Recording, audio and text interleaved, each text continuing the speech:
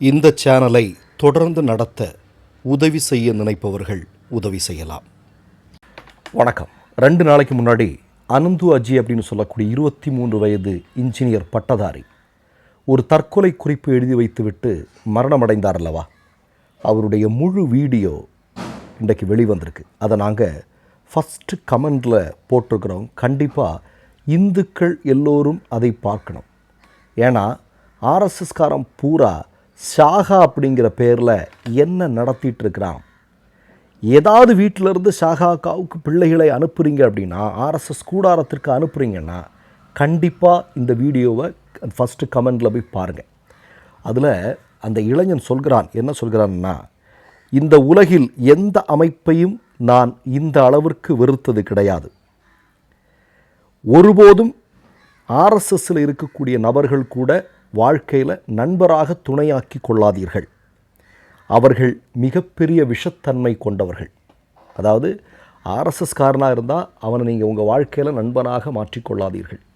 அவங்கெல்லாம் ரொம்ப விஷமானவங்க அப்படின்னு அந்த இளைஞன் அந்த வீடியோவில் குறிப்பிடுகிறான். அதில் சொல்லக்கூடிய ஒரு ஆர்எஸ்எஸ் தலைவனாக இருக்கக்கூடிய எண்ணம் அப்படின்னு முதல்ல சொல்லியிருந்தார் இல்லையா, அவர் எழுதியிருந்த அந்த குறிப்பில் இப்போ அவர் வீடியோவில் அந்த எண்ணம் அப்படின்னு சொல்லக்கூடிய நபரை காவல்துறை பிடித்தாகிவிட்டது. ஆர்எஸ்எஸ்னுடைய ஒரு மிக முக்கியமான தலைவர். அவனை யார் அப்படிங்கிறது மாதிரி தூக்கிட்டாங்க. இப்போ நான் என்ன கேட்குறேன் அப்படின்னா, ஷாகாங்கிற பேரில் என்னடா நடத்திட்டு இருக்கிறீங்க நீங்கள்? மோகன் பாகவத்தை பார்த்தா நம்ம கேட்க வேண்டியது இருக்குது. என்னடா நடத்துகிறீங்க நீங்கள்? சுதந்திரத்திற்கு முன்னாடி ஆர்எஸ்எஸ் என்ன பண்ணிகிட்டு இருந்தது ஊர் உலகத்துக்கு தெரியும். இப்போ சுதந்திரத்துக்கு பிறகு ஆர்எஸ்எஸ் ஷாகாக்களில் என்ன நடத்திட்டு இருக்கான்? அந்த இளைஞன் குமுறிட்டு இருக்கிறான். ஆனால் மோடி ஏதாவது பேசுகிறாரா? அமித்ஷா இதை பற்றி ஏதாவது பேசுகிறாரா? யாருமே பேச மாட்டேங்கிறாங்க இல்லையா? சரி, இது ஒரு பக்கம் நடந்திருக்கு. இன்னொரு பக்கம் மிக முக்கியமான இன்னொரு செய்தி, அது வட இந்தியா முழுவதும் மிகப்பெரிய அளவில் ஒரு பரபரப்பை கிளப்பி இருக்கிறது. என்ன அப்படின்னா, தலித் சமூகத்தை சார்ந்த ஒரு ஐபிஎஸ் அதிகாரி தற்கொலை செய்திருக்கிறார்.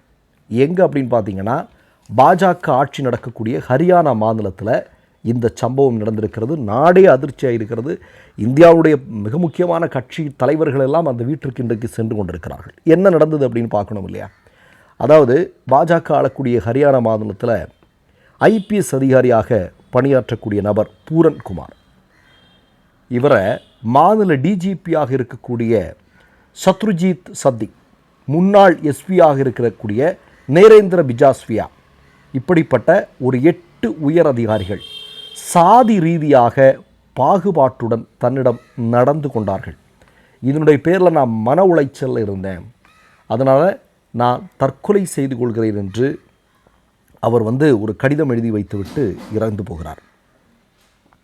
கூடுதலாக இப்போது அவருடைய மனைவியும் களத்திற்கு வந்திருக்கிறார்கள்.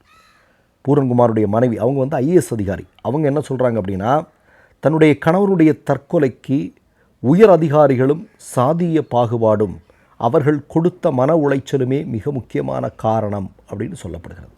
ஹரியானாவில் யார் ஆட்சியில் இருக்கிறா? பாஜக ஆட்சி பொறுப்பில் இருக்குது. பாஜக ஆட்சி பொறுப்பில் இருக்கக்கூடிய இடத்துல ஐஏஎஸ் அதிகாரியாக இருக்கக்கூடிய நபருக்கே எவ்வளவு பெரிய சிக்கல் என்பதை பாருங்கள். இந்த சம்பவம் நடந்து இவ்வளவு மணி நேரம் ஆகுது, ஆனால் பாஜக ஆளக்கூடிய ஹரியானாவை சார்ந்தவர்கள் எந்த நடவடிக்கையும் இதுவரையிலும் எடுக்கலை அப்படிங்கிறதா முக்கியமான செய்தி. கூடுதலான ஒரு இன்னொரு அதிர்ச்சியான செய்தி கூட வந்திருக்கு. என்ன அப்படின்னா, பூரன்குமார் அவர்களுடைய வழக்கு தொடர்பான விசாரணையில் ஈடுபட்டு வந்த உதவி துணை ஆய்வாளர் சந்தீப் குமார், அவர் நேற்றைய தினம் தனது கைத்துப்பாக்கியால் சுட்டு தற்கொலை செஞ்சிருக்கிறார். அவர் இறப்பதற்கு முன்பு 3 பக்க கடிதம் ஒன்றை எழுதியிருக்கிறார். அது என்ன அப்படின்னா, தனது கடிதத்தில், உண்மைக்காக என் வாழ்க்கையை தியாகம் செய்கிறேன், நேர்மையின் பக்கம் நின்றதில் நான் பெருமை கொள்கிறேன், தேசத்தை விழிப்படையச் செய்ய இது தேவை என்று சொல்லிவிட்டு அவர் தற்கொலை செய்திருக்கிறார். பாஜக ஆட்சி நடக்கக்கூடிய மாநிலத்தில் நடக்கக்கூடிய விஷயங்களை பாருங்கள் நீங்கள். ஆர்எஸ்எஸ் ஷாகாக்களில் ஒரு இளைஞன் 3 வயது முதலே பாலியல் தொந்தரவுக்கு உள்ளாகிறான்.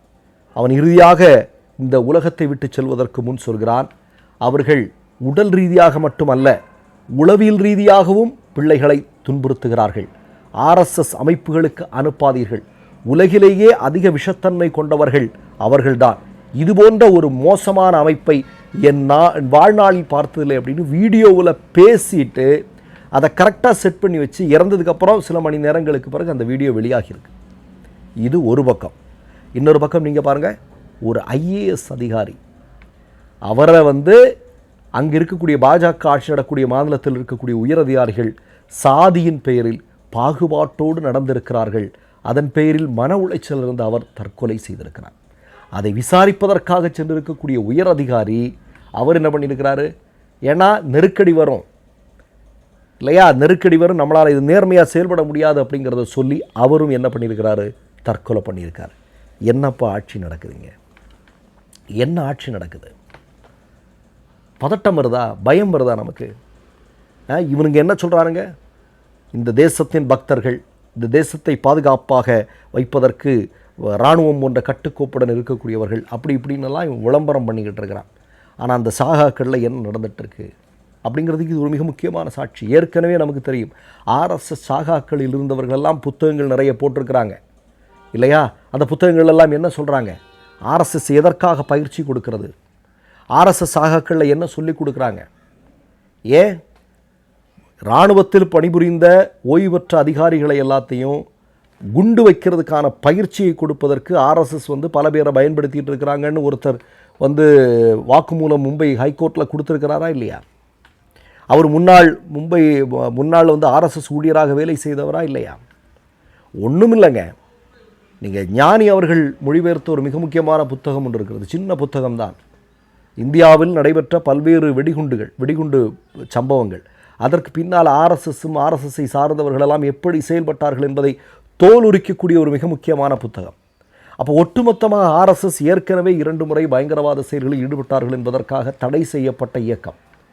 அப்போ ஒரு பக்கம் என்ன சொல்கிறாங்க, பிரதமர் மோடியே சர்டிஃபிகேட் கொடுக்குறாரு, ஆர்எஸ்எஸ் மாதிரி ஒரு இயக்கம் மற்ற கிடையாது இதுன்னு சொல்லிட்டு இருக்காரு. ஆனால் ஆர்எஸ்எஸ் சாகாக்குள்ளே இப்படி நடந்துகிட்ருக்கு, ஆர்எஸ்எஸ் இப்படிங்கிறது எப்படி செயல்பட்டு கொண்டிருக்கிறது என்பதற்கான ஏராளமான புத்தகங்கள் ஆதாரங்கள் வெளிவந்து கொண்டிருக்கிறது இல்லையா.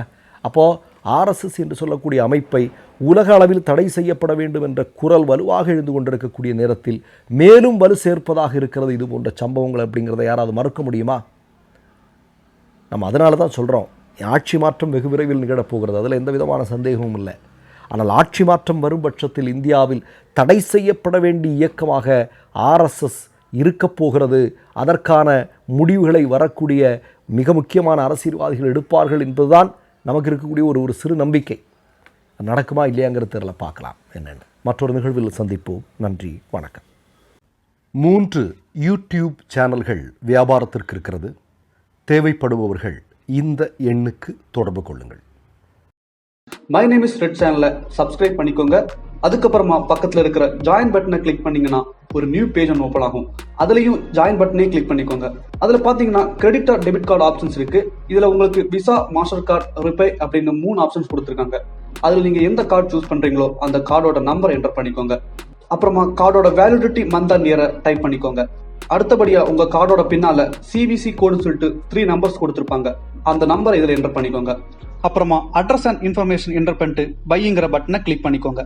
ஒருவேளை உங்க கார்டு நம்பர் இன்வாலிட்னு காமிச்சிச்சுன்னா உங்க கார்டுல இன்டர்நேஷனல் யூசேஜை எனேபிள் பண்ணுங்க.